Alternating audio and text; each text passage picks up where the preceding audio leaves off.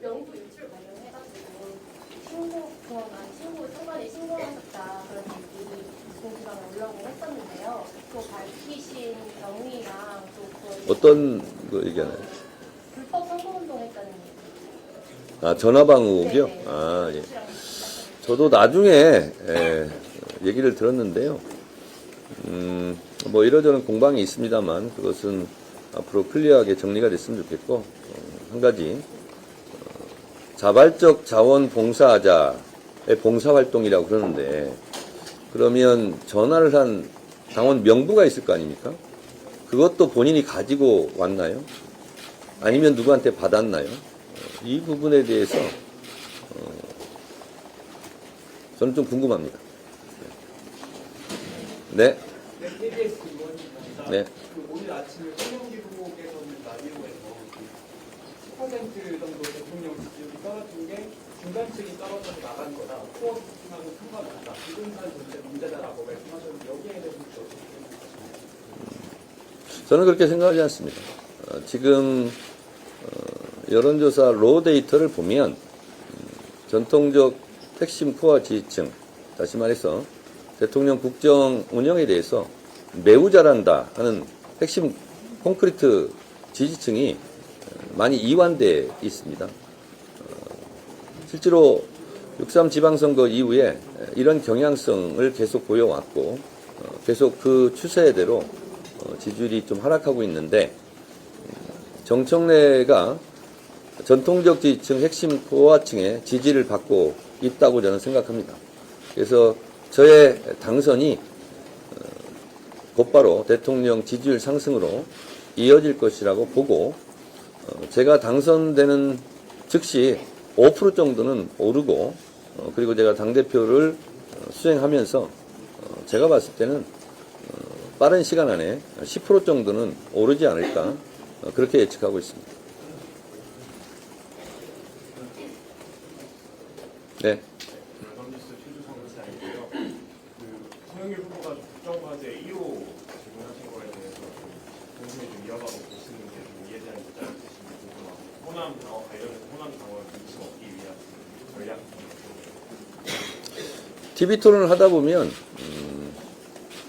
뭐 좀 메모한 것도 많고 뭐 봐야 될 것도 많고 생각할 것도 많고, 그래서 저는 당에서 제가 재임 기간 1년 동안 제일 우선시했던 내란 청산, 이것도 국정 과제이고 국정 과제에 도움이 되기 때문에 그 부분을 제가 말씀드린 겁니다.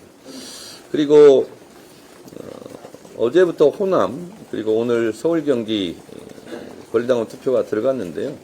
많은 기자분들이 어떻게 될 것 같냐 이렇게 예상 질문을 많이 하시는데 저는 계산하지 않습니다.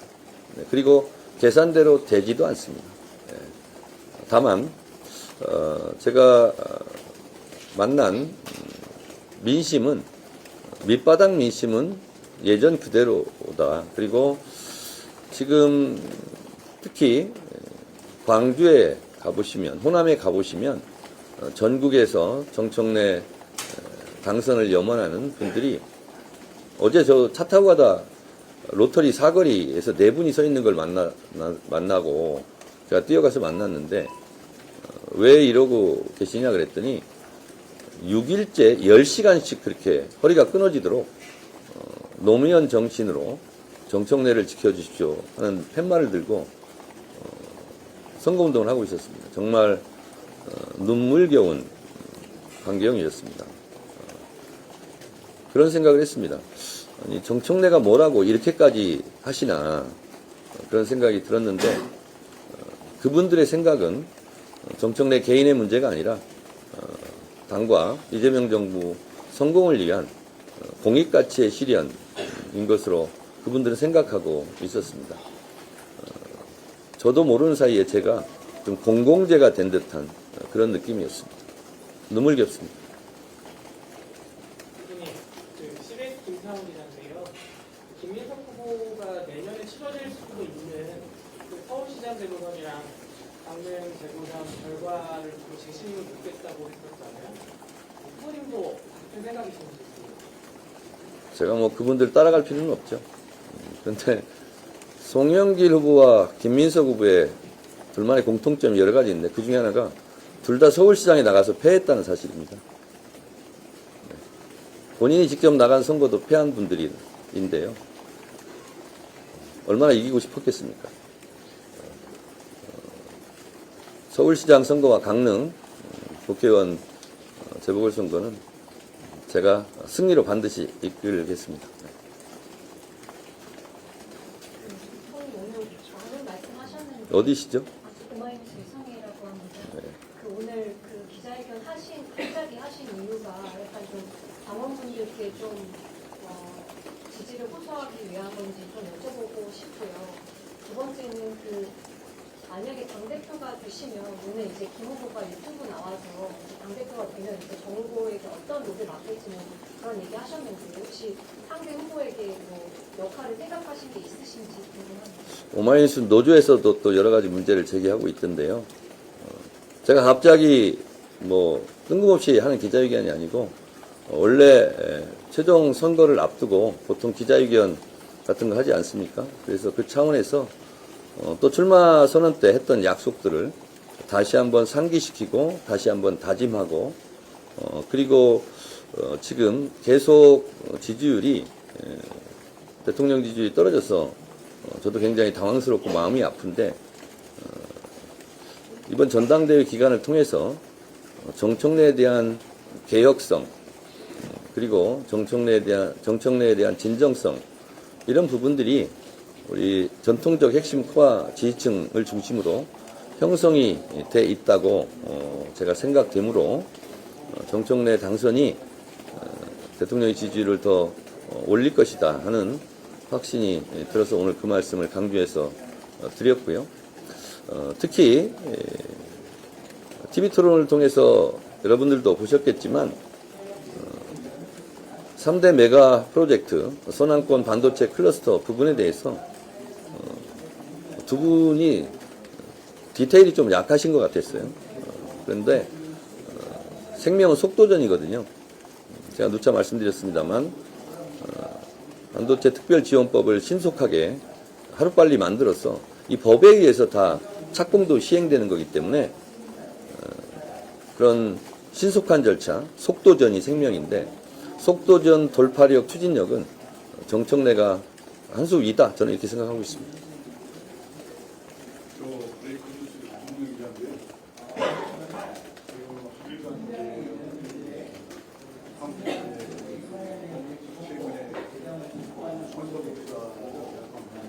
잘 안 들립니다. 이제 다른 소리 때문에. 한미 관계가 흔들리고 있는데요.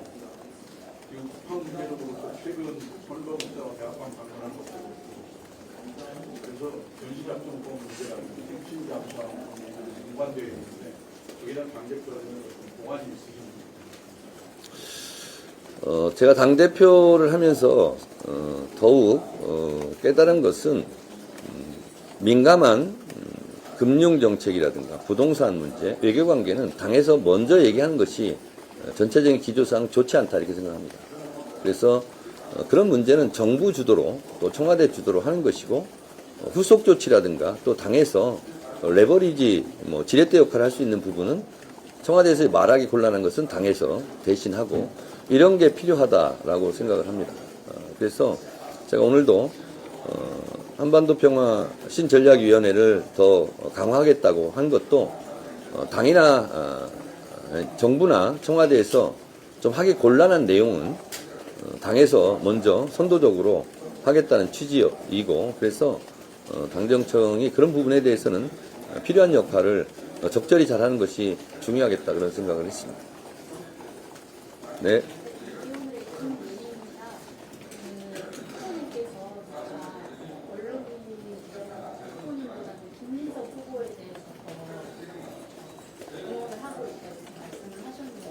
네. 네.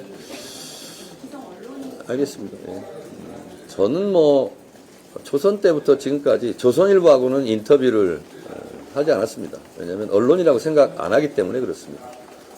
그리고 지금까지 언론으로부터 잘한 일도 잘했다는 얘기를 못 들었고, 그리고 못했다는 얘기만 많이 듣고 있습니다. 그런데 지금까지 그래도 정치를 잘 해오고 있고 당대표까지 지냈습니다. 지금 여러분도 스스로 느끼지 않습니까? 거의 모든 언론이 김민석을 응원하고 있지 않습니까? 그리고 거의 모든 방송 패널도 정청래를 두들겨 패고 실질적으로 상대방의 선거운동을 하고 있다고 저는 생각합니다. 그러나 그런 일이 어제 오늘의 일도 아니고 한 20년 동안 했기 때문에 제가 맷집도 생겼고 굳은 살도 많이 바뀌었습니다. 괜찮습니다. 당원들 보고 제가 전당대회를 하고 있지 언론을 보고 하고 있지는 않습니다. 후보께서 최근에 연설에서 동아일TV 취재진 화면을 물리적으로 보좌진이 막는 일이 있었는데 거기에 대해서 혹시 자업자득이라고 생각합니다. 저도 별로 인터뷰하고 싶지 않습니다. 오마이뉴스하고. 네.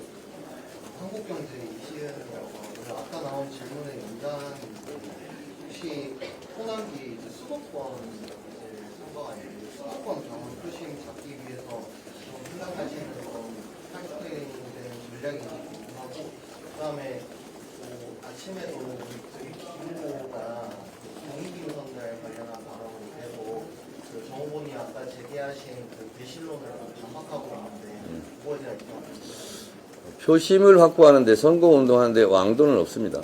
그저 절실하게 간절하게 제가 돼야 되는 이유를 당원들께 끊임없이 설명드리는 방법 말고 뭐가 있겠습니까? 그리고 불교 문제는요. 그런 문제를 제기할수록 저는 고맙습니다.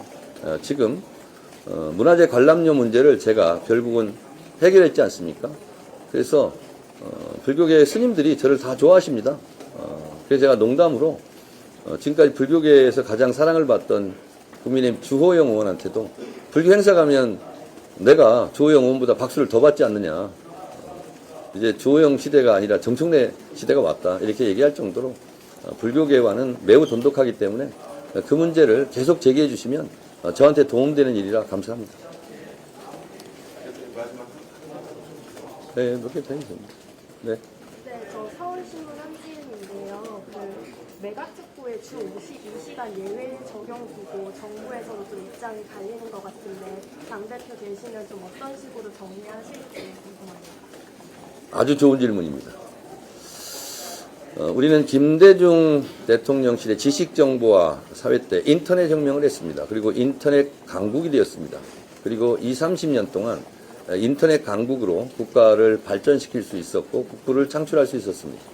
근데 인터넷 혁명보다 10배, 100배 변화 속도가 크고 영향력이 큰 문명사적 대전환인 AI 혁명 시대를 우리가 맞이하고 있습니다.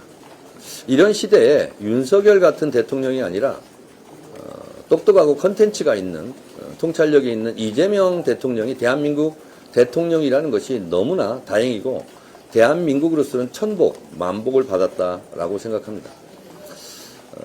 거시경제 지표를 말씀드리자면 삼성전자가 4, 5, 6, 2, 4분기 때 영업이익이 107조 원입니다. 근데 지난해까지 삼성전자가 얻은 영업이익이 합해서 290조라고 합니다. 올해 삼성전자 영업이익이 300조 이상이라고 합니다. SK는 200조 이상 영업이익을 올릴 것으로 예상하고 있습니다.